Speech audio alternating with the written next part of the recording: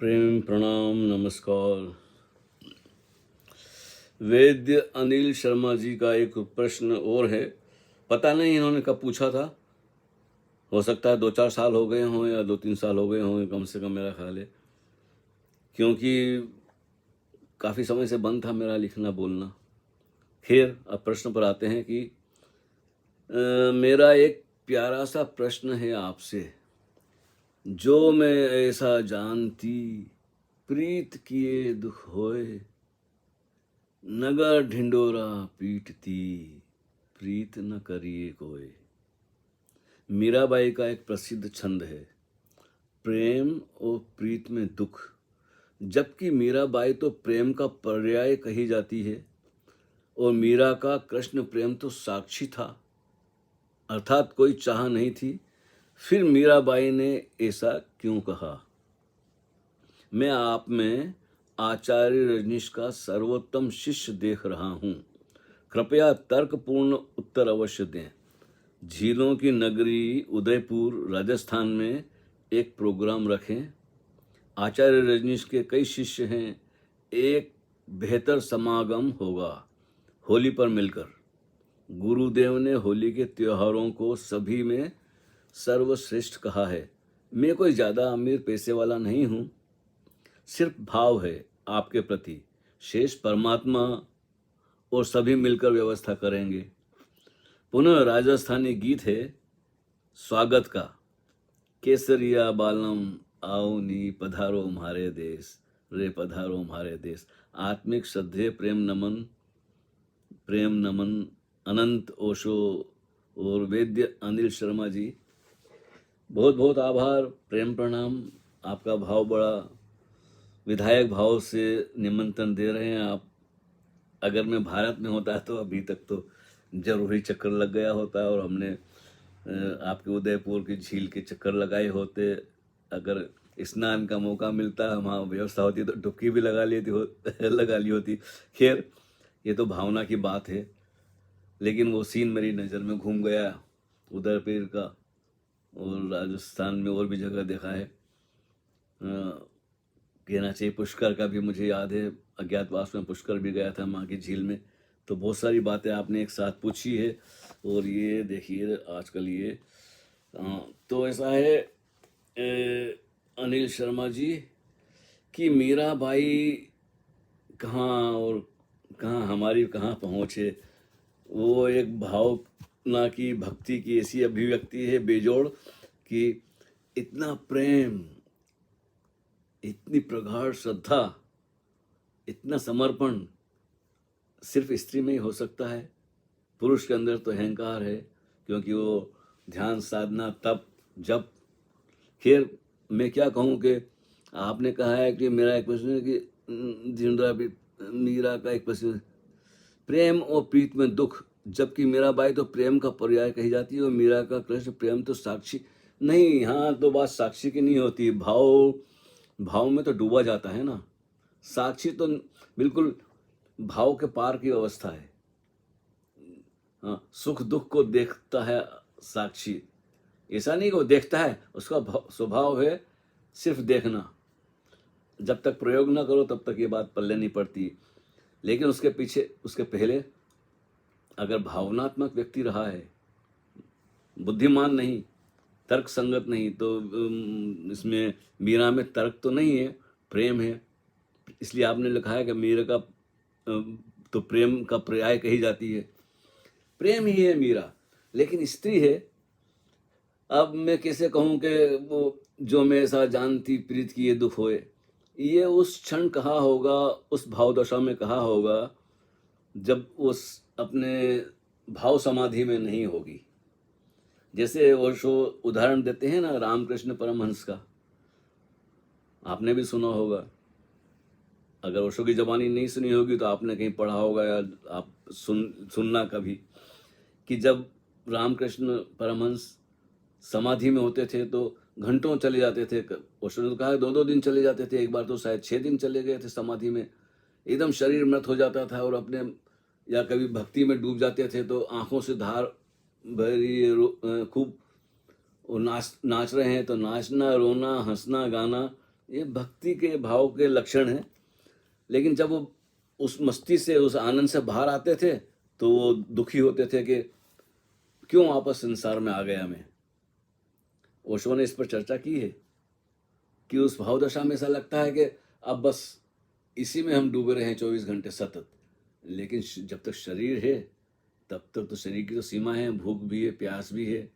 हाँ, भूख प्यास मिट भी जाती है, घंटों तक कुछ याद नहीं रहता, न प्यास लगती। मुझे अपना अनुभव याद है, पहली बार जब मैं ओशो से वुडलैंड में मिला, वो तो बाद में मुझे पता चला शाम को कि आज मैंने कुछ खाया ही नहीं।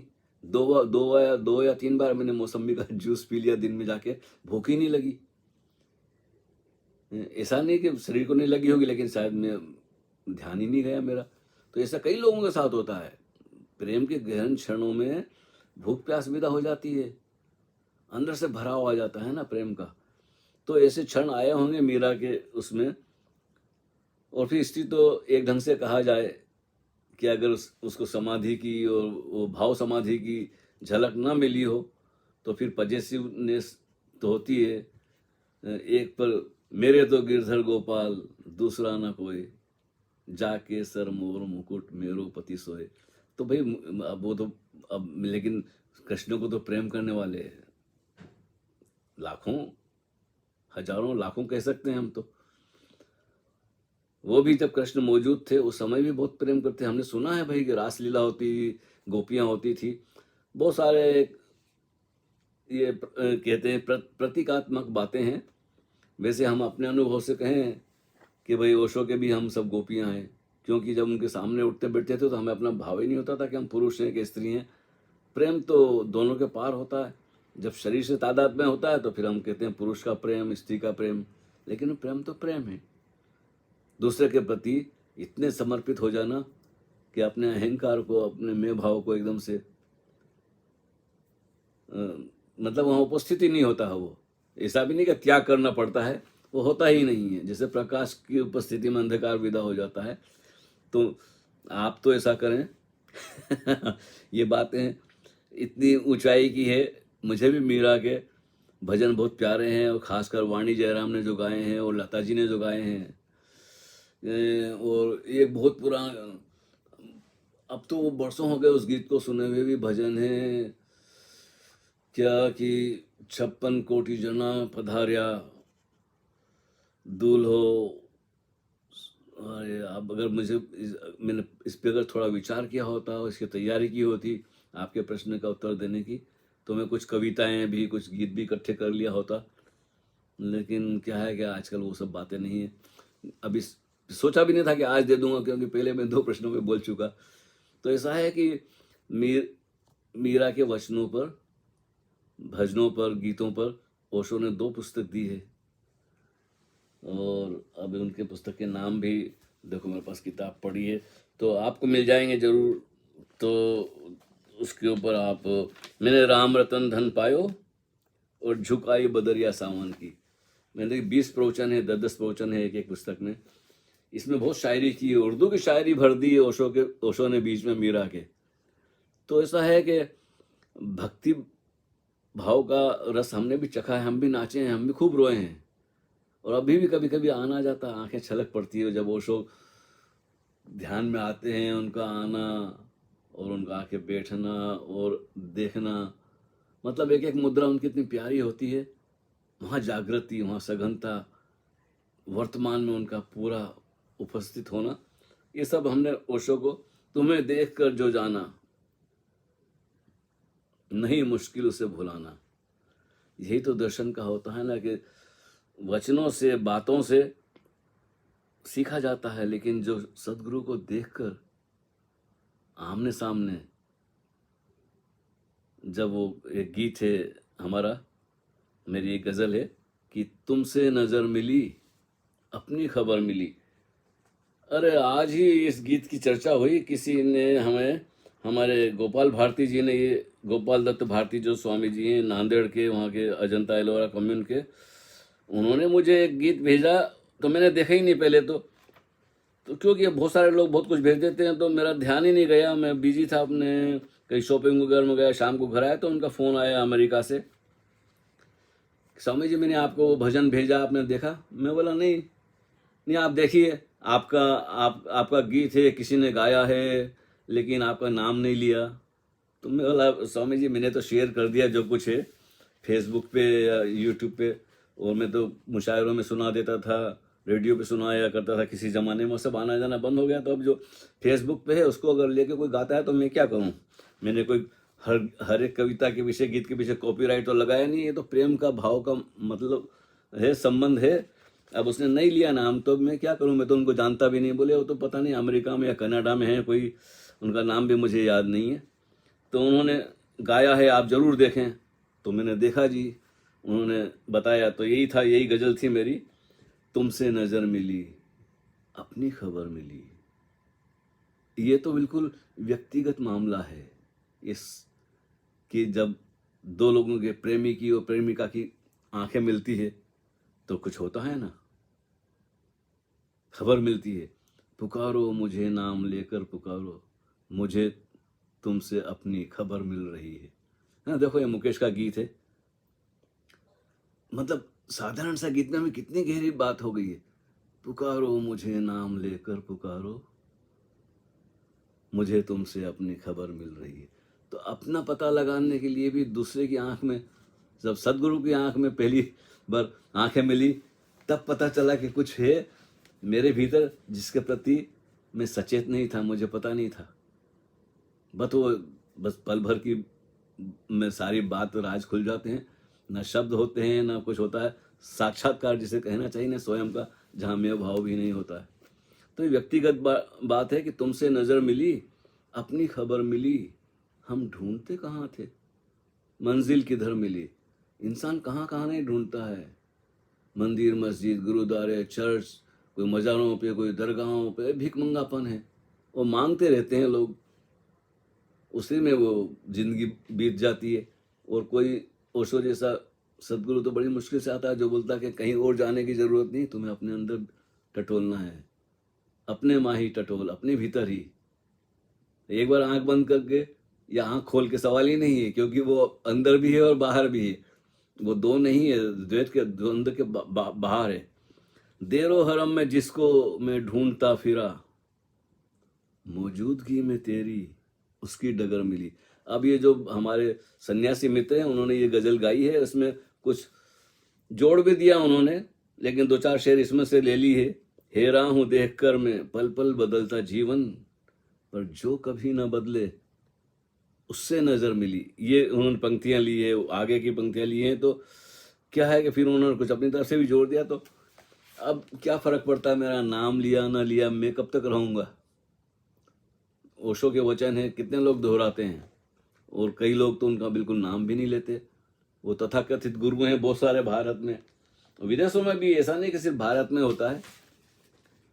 था मैं का खाली पर्दा, मेरे की फिल्म देखी, पर्दा हटा दुई का ऐसी नजर मिली। कलियों की मुस्कुराहट, परिंदों की मीठी बोली, रंगीनियों में डूबी डूबी, रंगीनियों में डूबी डूबी शामों सहर मिली, और फूलों पे उतरी शबनम, हर लम्हा खुशी का मौसम, पल भर में सिमटी सिमटी सारी उम्र मिली। समय ही मिट जाता है पल भर में सिमटी सिमटी, ऐसा लगता है जैसे यही जीवन, यही पल सब कुछ है। समय के पार जब विचार नहीं होते हैं, भाव होता है लेकिन मैं भाव नहीं होता है। इतनी सजगता, इतना, ऐसे तो बयान करना शब्दों में मुश्किल है।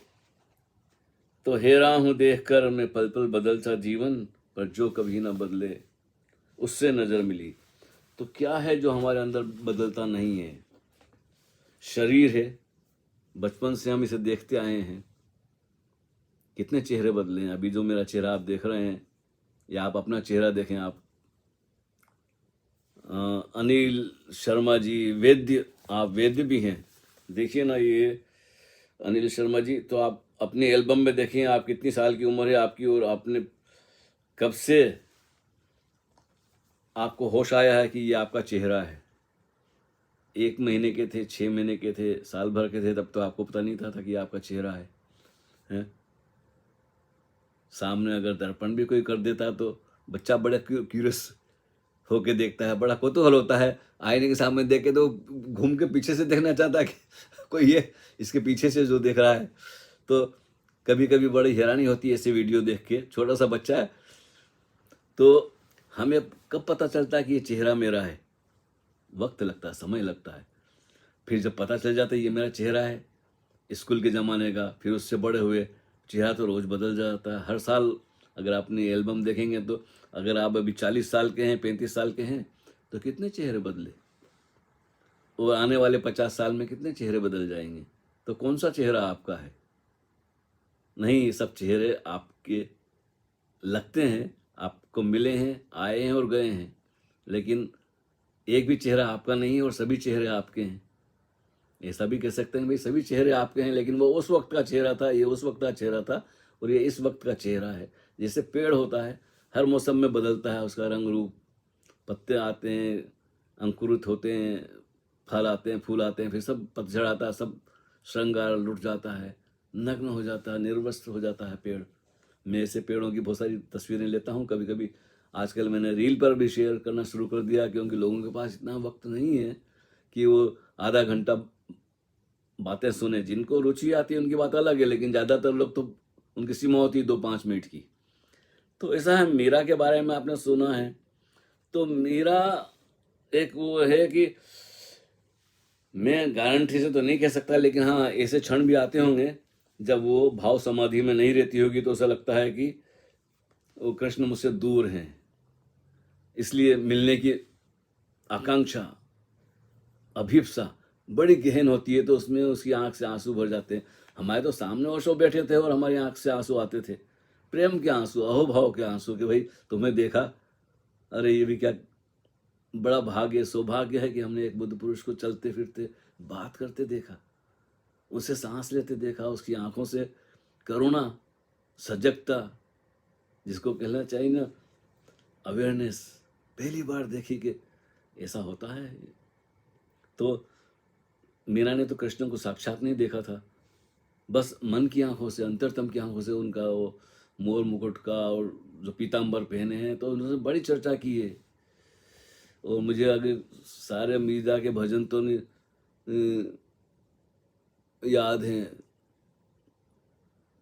तो उन्होंने तो ऐसी भी एक चर्चा की है मीरा ने, वही भजन याद नहीं आ रहा कि 56 कोटि जना पधारिया और दूल्हो श्री, क्या याद नहीं आ रहा जी। बड़ा प्यारा, वो लता का ही गाना है, वह गीत है। ऐसे सारे गीत प्यारे हैं, लेकिन ऐसा है कि भक्ति का रस लेना हो तो उस पर चर्चा करना तो व्यर्थ है। किसी दिन कोई मीरा का गीत लगाएं और बस द्वार दरवाजे बंद करें अपने ढंग से, और उसको गीत को गाएं, गुनगुनाएं, संगीत भी चलने दें और नाचें भक्ति भाव में। तो ये भक्ति भाव तो ऐसा है कि अनुभव की बात है। इस पे मैं चर्चा करूं, अभी मैं उस भाव दशा में हूं भी नहीं। हाँ, और कभी कभी भाव दशा में आता भी हूं तो जबान से शब्द नहीं निकलते हैं। तो हाँ, लेकिन स्त्री में ये गुण होता है कि भाई वो पजेसिव होती है, वो कब्जा करना चाहती है, वो चाहती है कि बस मेरा ही हो। और जगजीत का है ना कि मुझे ये कि सबको सलाम करता चलूं, हुजूर आपका भी एहतराम करना। और वो कहती है कि मुझे देखकर तू किसी और को ना देखे। तो ये स्त्रीण गुण होता है स्त्री में। सभी स्त्रियां करीब करीब ऐसी ही होती है कि वो चाहती है कि पूरा पुरुष पर उसी का कब्जा हो और कोई दूसरा ना हो। और अगर वो मौजूद नहीं होता है तो उसके ऊपर संदेह होता है, पता नहीं। विरह के गीत जिसे कहते हैं ना, एक गीत मुझे याद आया छुप गया कोई रे दूर से पुकार के, लता जी का सुनना। फिर एक और हमने ऐसे गीत, तो विरह के गीत तो मुझे बड़े पसंद हैं, किसी जमाने में बड़े ध्यान से सुनकर आंखें छलक जाती थी।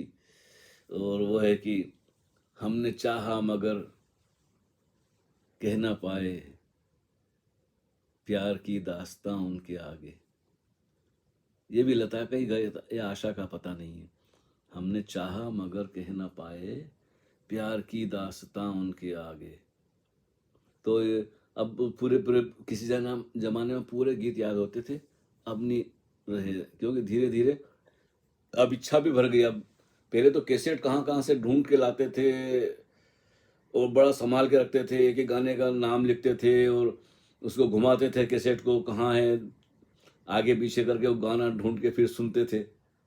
फिर वो खत्म हो जाता था, फिर पलट रिवाइंड करके फिर उस गीत को लगाते थे। मैंने तो ऐसा भी किया कि एक ही गीत से पूरी कैसेट बार बार रिकॉर्ड करके भर दी, ताकि वो गीत सतत 1 घंटे तक चलता रहे। तो कुमार गंधर्व का ऐसा एक गीत था जिसे मैं खूब मस्ती से सुनता भी था, खूब नाचता था। तो अब वो कुमार गंधर्व का वो गीत मुझे अभी याद नहीं आ रहा, गुरु जी मारे, वो भी राजस्थानी टच थी उसके अंदर। तो अब वो सब जमाने गए कैसेट के। तो भक्ति के बारे में प्रश्न पूछना, तो आपने कहा कि आप बिल्कुल प्रामाणिक ढंग से उत्तर दें। प्रामाणिक ढंग से भक्ति का उत्तर कैसे दिया जा सकता है? भक्ति का उत्तर तो नाच कर दिया जा सकता है, गा कर दिया जाता है, आंसुओं से दिया जा सकता है। कि आपने लिखा है कि मैं आचार्य रजनीश का सर्वोत्तम शिष्य देख रहा हूं आप में, कृपया तर्कपूर्ण उत्तर अवश्य दें। अरे वैद्य नील शर्मा जी, भक्ति का तर्कपूर्ण उत्तर कैसे दें? भक्ति का उत्तर तो नाचकर गाकर मस्त होकर डोलकर, हाँ, दिया जा सकता है। तभी तो मीरा ने नाची है, गाई है। कुछ बातें हैं जो अनुभव की जा सकती है। तर्क तो फिर बुद्धि का खेल हो जाता है ना, बुद्धि से मैंने समझा और बुद्धि से ही आपको समझाऊं। नहीं, ना तो मैं बुद्धि प्रधान हूँ, भाव प्रधान व्यक्ति हूँ मैं। लेकिन जहाँ तक तर्क का सवाल है, थोड़ी बहुत ओशो से सीख ली है बातें, तो वो तालमेल बिठा लेता हूँ बातचीत में। बाकी ऐसा नहीं है कि मुझे कोई प्रमाण देना किसी को। तो बहुत बहुत धन्यवाद आपका। हरिओम तत्सत। और जरूर कभी देखो, अस्तित्व की क्या क्या है मर्जी, जरूर हुआ तो हम आपके उदयपुर में आएंगे और जरूर ही घूम फिर के और वहाँ की कचौड़ी खाएंगे और वहाँ की मिठाइयाँ भी खाएंगे। और वो क्या बोलते हैं कि गाना पधारो हमारे देश, तो वो तो कितने कितने गायकों ने अलग अलग स्वर में उसको, हाँ, एक वो रेशमा और शेरा फिल्म थी, उसमें भी बड़ा प्यारा गीत है। हमारे एक संगीतकार जयदेव हैं, उन्होंने भी बड़े राजस्थानी तर्ज पर, वहाँ की धुन, लोकगीत की धुन पर बड़े अच्छे अच्छे गीत गाए हैं। क्या याद दिलाई आपने जयदेव जी की। उनका संगीत अलग ही किस्म का था। एक गीत है प्रेम पर्वत का, वो किसी कवित्री ने लिखा था, पंछी पगले कहाँ घर तेरा रे, कोयल, अब भूल ही गया। हाँ, ये नीर कहाँ से बरसे रे, ये बदरी कहाँ से आई। हाय हाय हाय, ये तो मैं ये गीत सुनता हूँ तो मेरे अंदर एकदम से भाव जग जाता है। ये नीर कहाँ से बरसे रे, ये बदरी कहाँ से आई। तो ये आप इसमें क्या बोलते हैं, प्रेम पर्वत का, उसमें 4 गीत थे और ये गीत आप सुनना, बिल्कुल राजस्थानी टच है इसमें और संगीत बड़ा मधुर है। ये नीर कहाँ से बरसे, ये बदरी कहाँ से आई। तो ऐसे गीत और भी हैं, अब सब तो याद नहीं आ रहे हैं, लेकिन आज की मुलाकात बस इतनी। जरूर अगर संयोग बना तो मुलाकात होगी। तब तक कभी कभी यहीं पे फेसबुक पर, इस यूट्यूब पर मिलते रहिए। और क्षमा करें कि आपने पता नहीं साल भर 2 साल पहले ये प्रश्न पूछा था और संयोग से मैंने वो कहीं मिल गया वो कमेंट में, तो मैंने सोचा चलो अब बातचीत चल रही है तो एक प्रश्न ले लिया जाए। बड़े प्रेम से आपने पूछा है और प्रेम का तो हम सम्मान करते ही हैं, किसी भी भाषा में, किसी भी तल पर हो, कैसा भी व्यक्ति हो, अगर समय मिलता है तो प्रेम का प्रत्युत्तर या अस्तित्व देता ही है किसी के बहाने। तो हरिओम तत्सत।